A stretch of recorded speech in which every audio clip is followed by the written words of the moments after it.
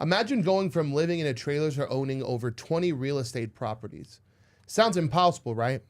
Well, today we have a guest who didn't just do it. She built a real estate empire from the ground up. A former military vet who cracked the code on investing, she's here to share the strategies, the wins, and the losses that can help you do the same. So if you've ever thought about using your VA loan or using real estate as a path to financial freedom, this is the episode for you. Let's get into it. As always, I am here with the man, Boomer Bill, here to teach you guys about loans and how they work, and our special guest for the day, the one, the only, Miss Felicia. Felicia Rexford. So nice. What an intro. I can't even. Yeah, I think that was a good intro, That was right? a great intro. Thank you. I'll pay you later. On the low, Den Roselle, Brandon from Vegas. So Felicia, please tell us your story. Just a quick synopsis of who you are, how long you've been in real estate. Yeah. Start with your military background for a lot of the vets who watch us, and Yeah. just take us from there. Okay, so the quick synopsis is I did grow up in a travel trailer parked on the sides of people's homes. Didn't even own a home with my parents. My dad was a handyman, parked in people's backyards while he was like working on their houses, So our living quarters always kind of adjusted. Then we upgraded to a mobile home, and we lived in a mobile home park for a long time, which I've recently visited that spot that I grew up in, which was really cool. And like I always want to say to everybody, that's no shame on my family, my parents, because they've got their own kind of up and coming stories of their own. So I love that. But really just didn't have much. And I think that that's why I'm able to relate with so many people out there, because not everybody was handed the trust fund baby moment, right? And so not given much. Went to high school, tried to put myself through college, waitress at TGI Fridays as a waitress. Really loved that job, by the way. Had a great time. You're probably good at it. I had a great time, but quickly realized I was waitressing and getting my tips to pay off my college credit card, and what was I really doing at college, and all of this just crazy stuff. Didn't have medical, didn't have dental, didn't have money in the bank account, and really just knew I needed to make a quick shift in life. Like, what could I do? And honestly, like so many Americans out there, the military was a quick resource for me. Yeah. It was a quick, like, well, I can up and leave and learn a job and build a resume and have medical and have dental and see what's out there, right? So the Air Force was that for me. And it was such a hard moment. And this is why I'm so near and dear to Operation Inbound Airman, because I was Operation Inbound Airman. I was that young person that landed in Las Vegas on my first set of orders with nothing. Like these young adults, not everybody gets dropped off at college with that pretty bedroom moment and the parents taking pictures. Like, no, there's a lot of young people out there that don't have anything. And the military is that, let's see what we can do with our life. For people moment. unfamiliar, what is Operation Inbound Airman, you said? Yeah, it's brand new. So it is, that I have my nonprofit Women Moving Mountains, which is encouraging and supporting women in the entrepreneurial space, mommyhood, all that good stuff.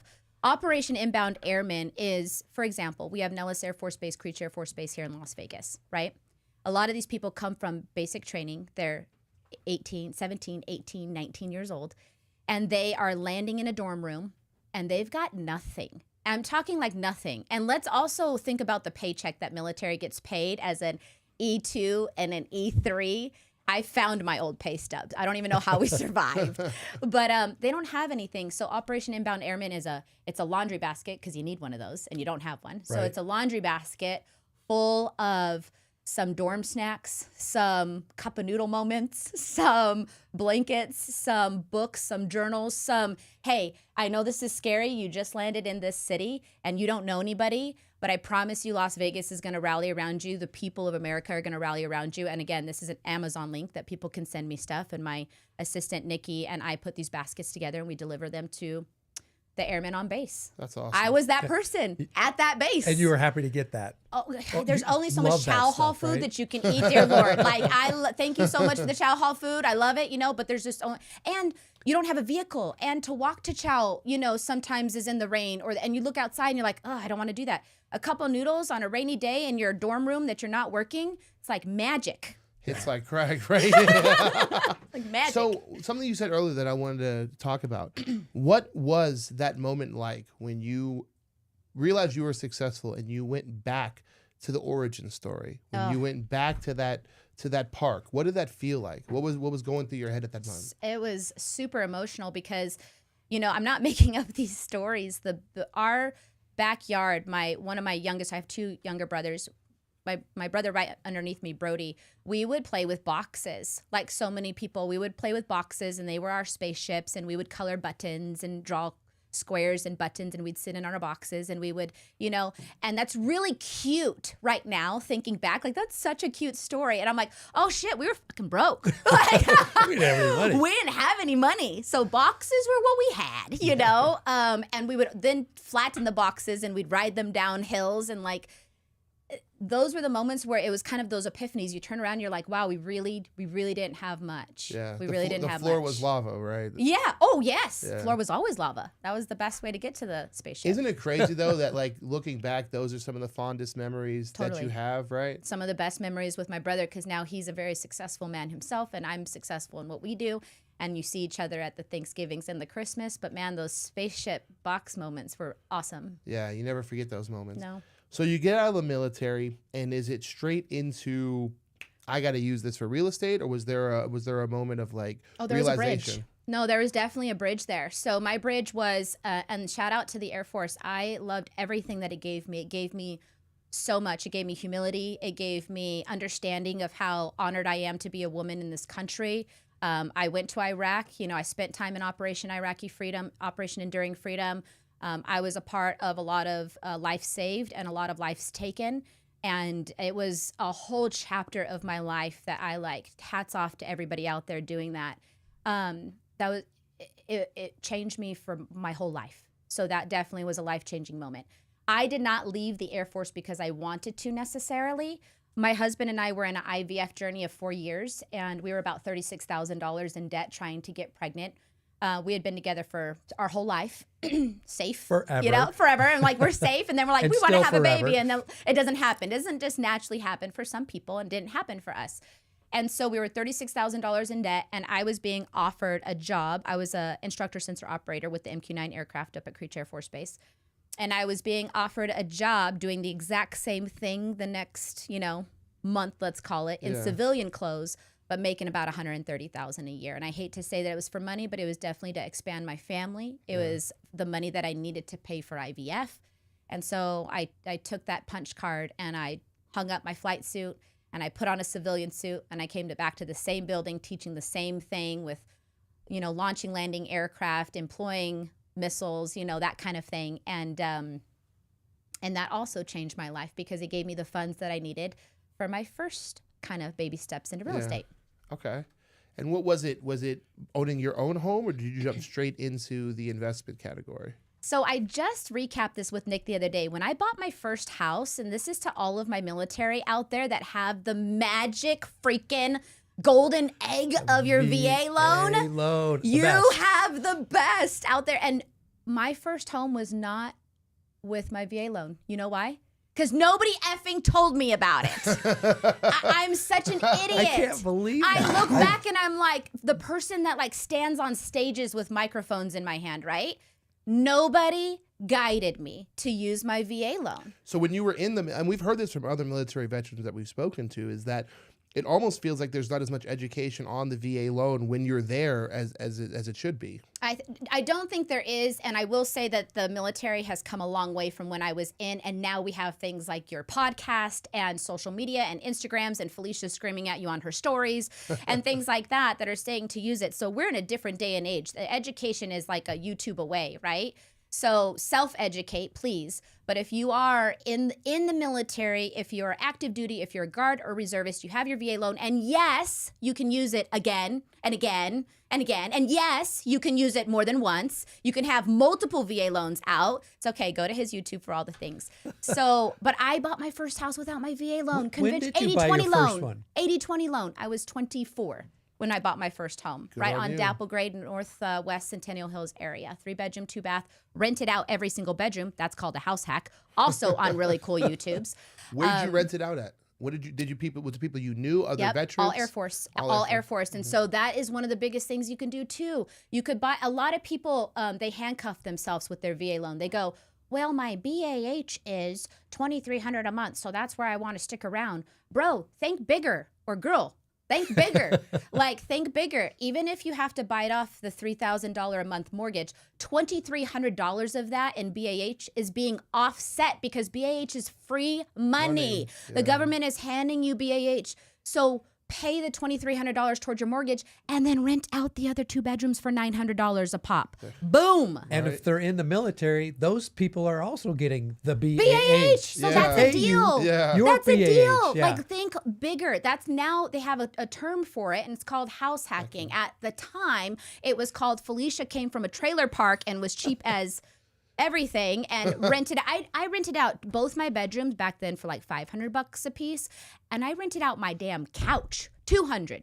I'll give you my couch. You can stay for 2 weeks. Damn. Oh, I rented out everything. Nick and I rented every room we owned for the first 7 years of our marriage and the first 2 homes that we owned. Were you putting up like flyers? How were you finding so many people? People. I'm in a squadron with military, hundreds though, of right? people. Yeah. And I'm just be like, I got a room for rent. I mean, it's chow hall combo, you Yeah. know, like it's GCS combo. It's stepping to fly. It's after your brief. You're hanging out with your buddies, Yeah. you know? So, and I'll tell you what, there's no tighter community. Prove me wrong. There is no tighter community than a military family and a military community. Everybody knows everybody. Everybody's referring everybody. I promise you, you don't land in a city without asking your Air Force family, who do I get my hair cut by? And whatever they say goes, Yeah. you know? That's true. We do every Memorial Day and Veterans Day. We do like big events where we'll like rent out a restaurant and let people come eat for free, right? Amazing. Yeah. And watching strangers who don't know each other sit there and have a meal with each other for like an hour, and it's just like there's this connection, this instantaneous. Oh, we've shared the same memories, we've shared the same ideas. Let's talk about it. And then exactly what you're saying. It's like an instantaneous family environment. It's so warm to watch. It's all the time. And again, like you said, I can go anywhere in the world at this point and say I served in the Air Force. And even if that person hasn't, my dad served in the Air Force. And there's like this melting pot of like a human moment where Yeah. you're just like, I get you. I love you. Yeah. I don't know you, but I love you. Well, you know, Grace is in Hawaii Yes, in the Navy. Navy, boot baby. camp, and they have totally embraced her. They Yeah. all love her, and she Yeah. loves it. Yeah. So it's been such a great thing for her. Yeah. So your house hacking was like your first big real estate aha moment, right? Is that Yeah. something that you picked up on your own? Yes. Was it advice somebody had given you? No, it was honestly Nick and I just needing to offset bills. And so like a conversation, right? Are you okay with renting so-and-so needs a room? Yeah, $500. Okay, we'll do that. Oh, then another person heard about it. So-and-so needs a room. We have the other room. Do you want to rent it out? Or is this okay in our marriage, you know? And yeah, we'll do that. And then you just realize you're not paying your own mortgage and that you're saving money. And I'm like, wow, literally the term house hacking came around from Bigger Pockets, the biggest real estate podcast in the world still. I believe they hold that title, you know? And they started like throwing out this coin. I'm like, man, bro, I was doing that before you were ever even a podcast, you know? But it really significantly helped. Then I went and bought a really big house, like a 4,500 square foot house that had 5 bedrooms, and literally looked at it like cha-ching, cha-ching, cha-ching, cha-ching, cha-ching. I am not lying, and I'm like, oh, that's a downstairs master. That one's money, baby. That's a lot So of money what for did you that do one. with the original home that you purchased? Did you Held it. Held it and just turned that into a full-time rental? Full-time rental. And here's a really cool little moment because I bought that house, Dapple Gray, 6547 North Dapple Gray Road, Las Vegas, Nevada. I bought that house at the peak of the market. I'm talking like 2 weeks. This If was you start, 90 it was like 2007, 2007, right? yep, As soon as you yep. start to watch, I bought that house. If people are always scared of like the market's gonna crash, the market's gonna, Yeah. bro, I did it. I bought it. I held. That's all you gotta do in real estate. If you ever want to survive anything, hold it. Show me a house that hasn't made up for itself over Yeah. time. I held it. I rented it long term. I bought it for $300. Somebody's gonna go, she's a liar. I think it was $303 and some change. And at one point, it was worth $165,000. When everybody was short selling their home and being like, "Oh, I'm upside down. Oh, I'm upside down." You know, one piece of advice that stuck with me, that was my dad, and it was truly my dad in my head and my ear. And he said, "When you sign your name on a document, you better damn stand by that." Yeah. And I was thinking of my mortgage, and I was like, because this was the question. Now, did people short sell and walk that couldn't afford their mortgages? The answer is yes. Could I afford that mortgage? Could you afford the mortgage? Yeah. Yes, I could. I was not one of those people, and I didn't punch because every single person around me was punching. I heard my dad, you sign your name on a contract. If you're good for it, you stick it out. We stuck it out. We rented that thing for 12 years. What happened to the market? We came back from the biggest real estate crash in documented history, Yeah. and I still sold that house and made $60K. Bam. I remember when you sold that. know. You were kind of fixing it, I know. up. You just and I to- were doing the to American resell. Dream, baby, Yeah, and we that's had right. I Yeah. had just flipped it, and then That I was sold amazing. it to an airman off market using his VA loan, and even gave him closing cost assistance. Win-win. What was it? Your dad's advice that gave you the confidence to hold? Because I always look back at people who tell me they sold during the crash, and I'm like, well, why?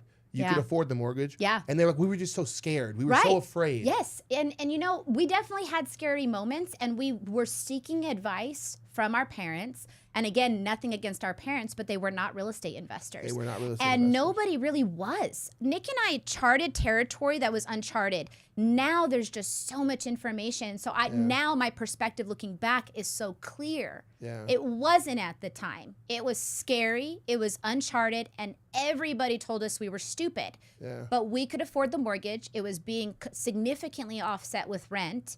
And we just held it. We didn't feel morally correct. And there was a little ego there too. We had worked so Yeah. hard as kids building our credit. And I'm like, why am I going to throw that away when I can afford this? You know who you sound like is Warren Buffett.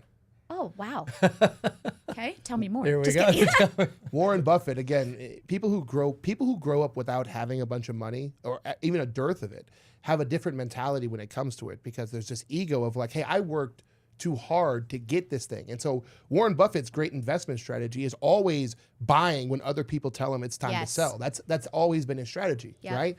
And you kind of followed the same thing. Other people are telling you to freak out, sell, and you're like, no, I worked too damn hard to get this house to sell it for nothing now. And I could afford it. And you could afford it. Yep. And you could afford it. Yeah, and you know what happened to what the golden egg moment was there was that if we would have short sold, I wasn't the Felicia yet that I needed to be when we started actually buying more real estate. Yeah. If I would have short sold that and I would have tanked my credit, when the next opportunity came that I didn't know about, would I have been able to pounce? Yes. No, I would not have, right? Yes. The door opened and I would not have been able to walk through if I had punched during the short sell psycho moment.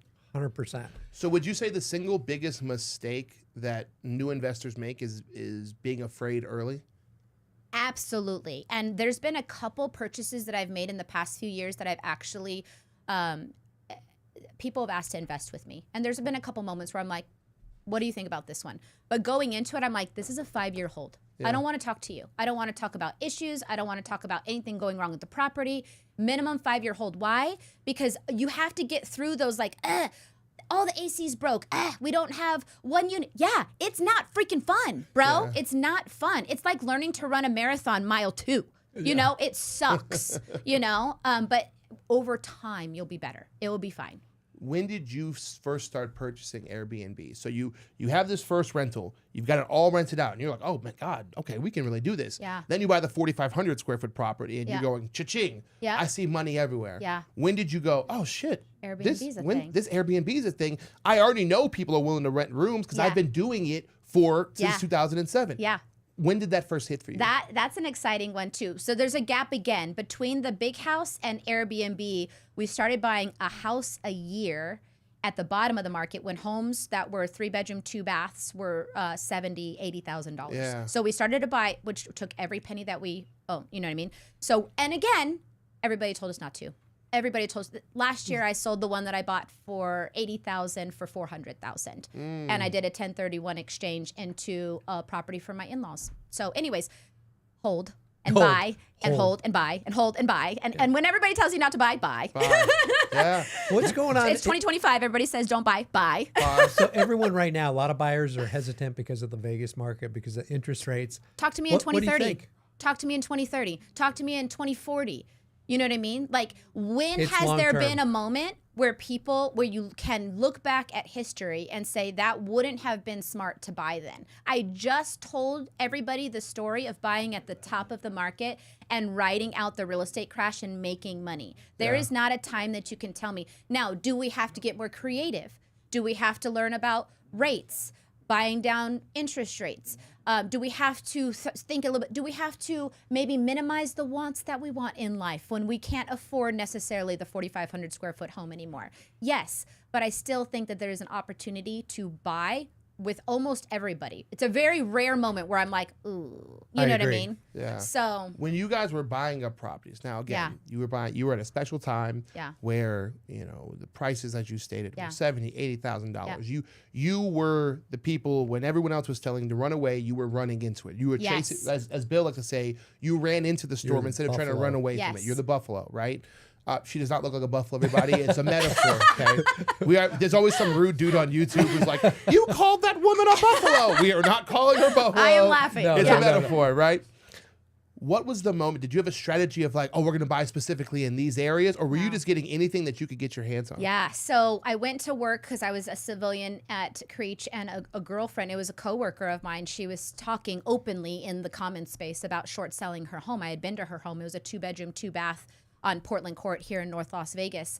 And it's funny that I remember all these street names because they were moments, they were chapters of my whole life, So I came home and she was selling. I said, how much are you selling that for? And I knew everything she had put into it already. I'd partied over there, and she said 70,000, and I'm like, excuse me? Hello? Like, yeah. But again, guys, houses, I could have picked 100. Nobody was buying houses. Yeah. So don't look at me like I was a genius, because in the moment, everybody told us not to buy $70,000 homes. You were the strongest zebra. I wish I had the balls of a buffalo and was able to go literally And buy a lot and more. tell more people, Bill, give me your money that you have. I'm going to go buy houses. We're going to be rich together. I Yeah. wish I had the balls to go to every family member I knew and been like, trust me, let's do this, because I didn't have the money. And that was my handcuffing moment. I could only buy one a year. Yeah. We would have all, if I would have been able to have the confidence to actually go and say, hey, anything that you want, this is going to be good. Yeah. But I didn't, because I didn't have the knowledge. We didn't have the perspective, and everybody was in fear mode. Yeah. But when there's flood in the water, that's the old we're big on animal analogies here. That's kind of our bit, right? Yeah. And one of the big analogies that I give to our live audience is like, okay, so you're in the Serengeti, right? And you have the herd of zebras. And like 90% of the zebras all eat the same grass because they're so afraid of the lions that they'd rather just eat the same grass that all the other zebras are having. But there's always a couple big, strong zebras who you're like, you know what? I want the good grass over there, and I'm not afraid of the lions, right? Yeah. And that's what you did. Yeah. The whole world, everybody, I mean, the courage, you guys understand. Yeah. Looking back in 2025, it's easy to look back at 2008 and be like, you're so stupid, just buy. Yeah. But when the whole world is collapsing and Yeah. the news is telling Yes. you that, oh my God, we're going back to the Stone Age, Yes. it takes a lot of fucking courage to be Yes. you, right? And do you feel like your military training helped you develop that courage? I think my poor mentality did. Like, literally, this Much is respect. true. This is true. You know why? I am going to survive. Yeah. I am going to survive, Yeah. and I am going to be okay. Even Yeah. if this is a wrong move, we are going to be okay. fine. That's why the question people ask me all the time, like, if you took away, and I tell people all the time too, to call it egotistical or not, take everything away from me. I will come back. fine. Yeah. Don't worry about me. Yeah. You Okay, know? so let's say, and I love you say poor people mentality. Yeah. One of our biggest phrases is that poverty is a superpower because It once is. once you escape it, you realize you have the strength to overcome anything. Let's say for some reason everything fell apart and you had to start over, Mm-hmm. right? What's the first thing that you would do? I would do exactly what I'm doing right now. I would continue to put myself in big rooms with more people, handshake, build relationships, and I would outwork everybody. Yeah. Try to outwork me. So networking and just work ethic. Relationships and work ethic. Being willing to put in the work. You know why? Because everybody's lazy as hell right Yes. now. There's so much meat on the bone to eat Yes. if you're willing to go out there and get it. Like, I surround myself with realtors. You and I, we both work in the same grass field, to use your analogy, right? 100%. Baby, is there not plenty of grass for you and me? Everywhere. Everywhere. When I first got into real estate, everybody's telling me, Brandon, there's 16,000 agents in Las Vegas.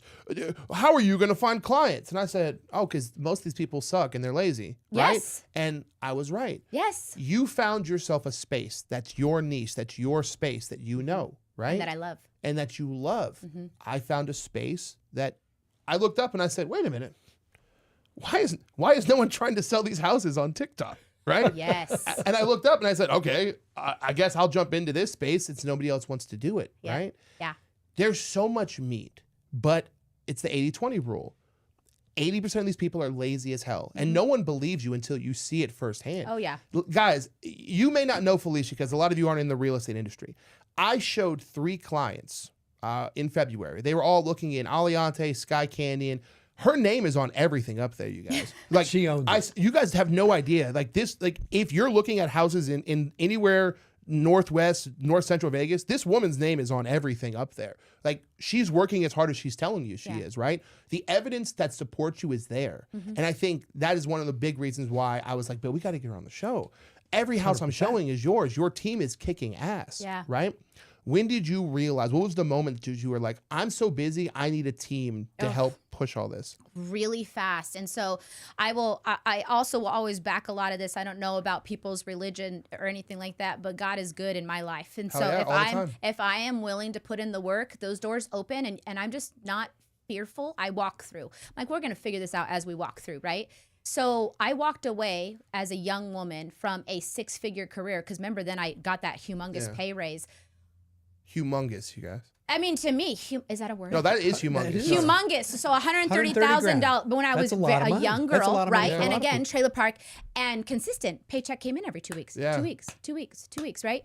And I had gotten my real estate license, and I was up at Creech Air Force Base. No bullshit. This is no lie. And there are so many of the men that could back me up. I'm like writing grade sheets after flights and stuff like that. I'm then turning over my real estate book and I'm studying for my real estate license. I'm studying for my real estate license. I do not have my license yet, okay?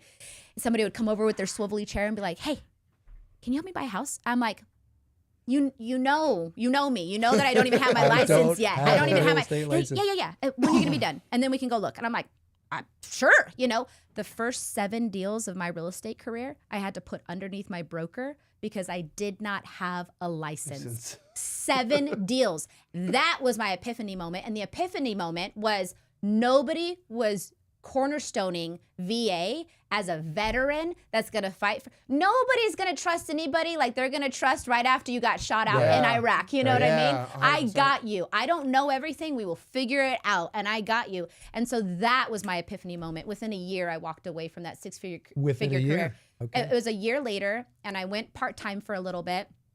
And I bet on myself. And Nick, my husband, major kudos to him, because a lot of times I say I walk through the doors. Pretty sure he kicked me in the ass. He was like, you're killing yourself, because I was launching, landing, showing real estate mornings, nights, and weekends. And I was killing myself. He goes, tell Robo you're done. And I'm like, shut up. And he's like, Felicia, tell Robo you're done. And I sat there and we really talked about it. And I'm like, you know that the paycheck doesn't come in every 2 weeks. This is a whole new ball game, baby. My last day at Creech Air Force Base, driving home from 95 back to Las Vegas, my phone rang 3 times on my way home. I said, God is good. I'm going to be okay. Yeah. I can honestly say if someone had offered me $130,000 in my 20s, I'd be dead in the gutter somewhere.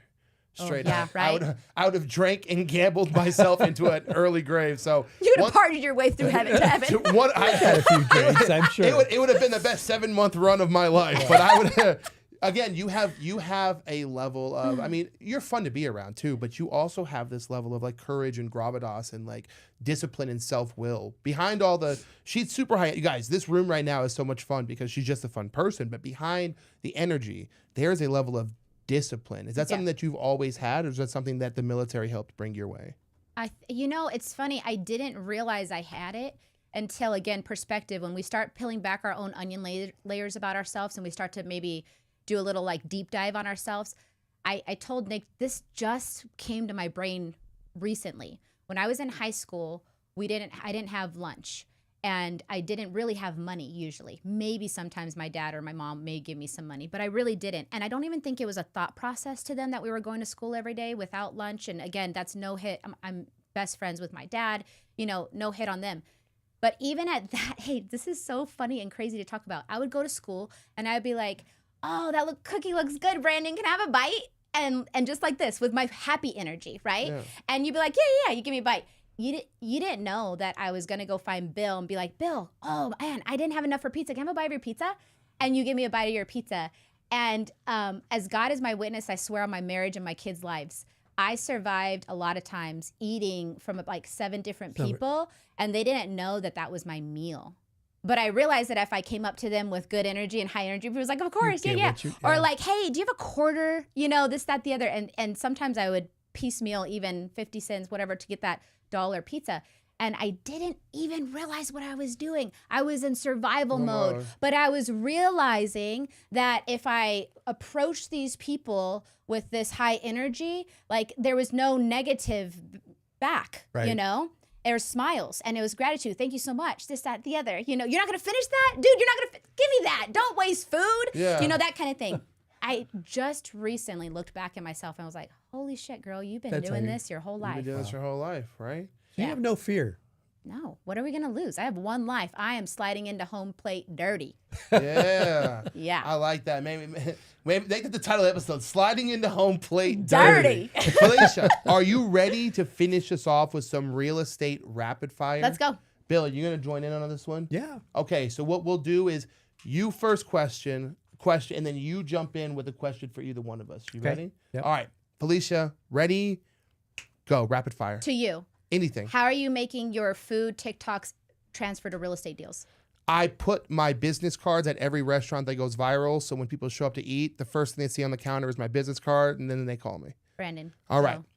Felicia, what was the biggest year of your life from Airbnb? What was the best year? Single best one?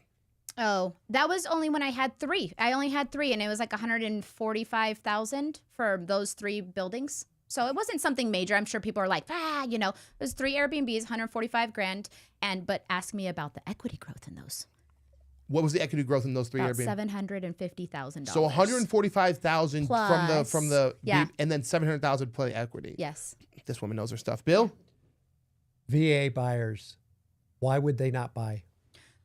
There's no reason to not buy. There really is no reason. Now, what you want in life, the house that you're envisioning versus what you may get, may be a little different. So you need to go stand yourself in front of a mirror and reevaluate that. But there really is no reason to buy. I would really look into renting out your rooms and really look, I'm the worst realtor on the face of the planet. Look into holding those properties as rentals and moving on to the next state and using your VA loan again. Felicia, rapid fire.